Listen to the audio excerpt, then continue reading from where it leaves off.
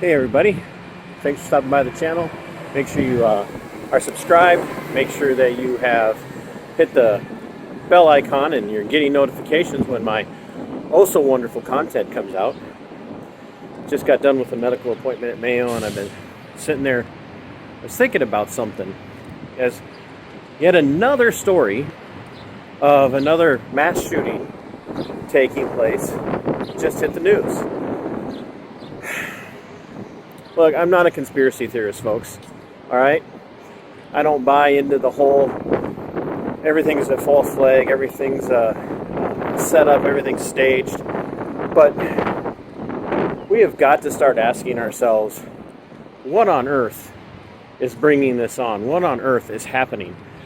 Why, for the love of Pete, is it like week after week after week right now, does every time we turn on the news, every time we turn on the TV, the radio, well, not that anybody listens to radio anymore, but every time you turn on, you pick up print media, whatever the case might be, there's another story of yet another mass shooting, and we're calling everything a mass shooting now. The sad story of the situation down, I think it was in North Carolina, the doctor and his wife and their 2 grandchildren and one of their employees were murdered in their home and in the grounds. And they called it a mass shooting. We have to start asking ourselves, why? What's going on?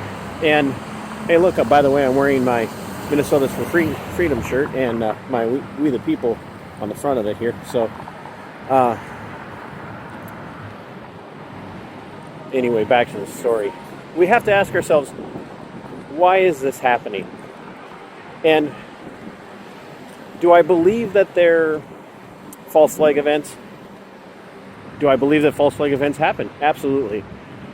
We know for a fact that false flag events happen. Do I believe that this is a false flag event, the one that's just breaking right now here on Thursday afternoon as I'm walking away from the clinic?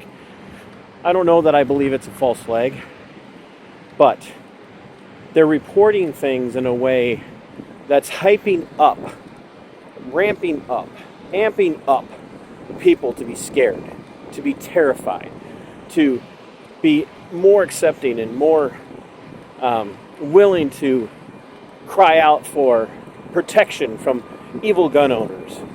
And that leads me into this thought. So one of the things that our illustrious and also esteemed president is pushing right now is this idea that somehow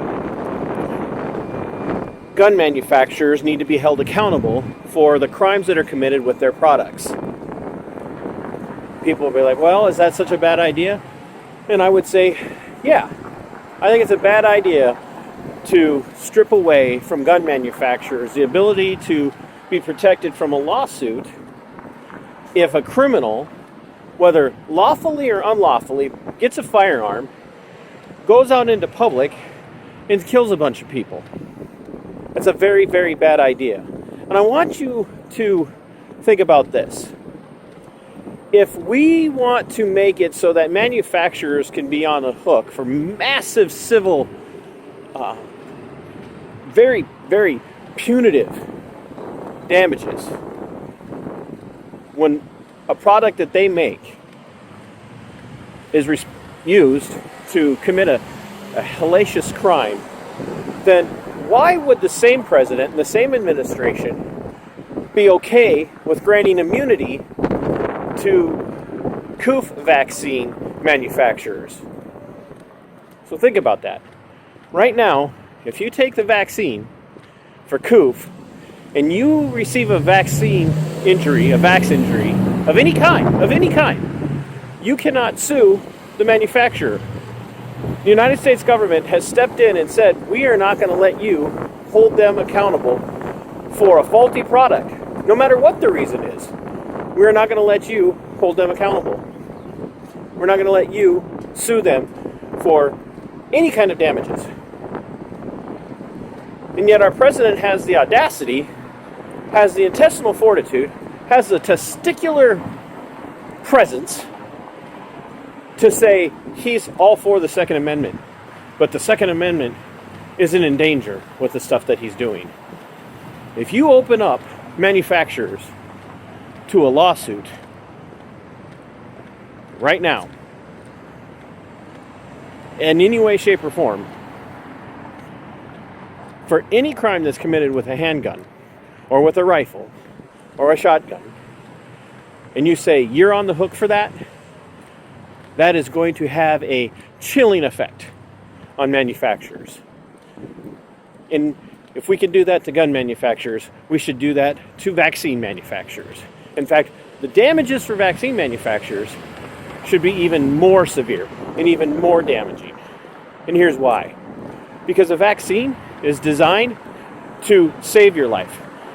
Vaccine is designed to prevent you from getting more ill.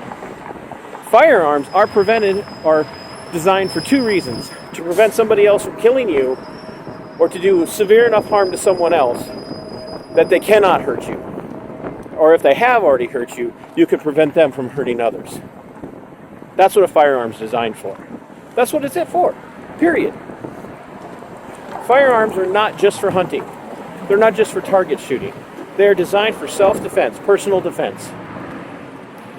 And our president wants to have a stifling, chilling, prior restraint type of effect on the firearms industry by opening them up to lawsuits, while granting immunity in an asinine mindset to vaccine manufacturers and protecting them from having to pay the penalty for rushing a product to the market.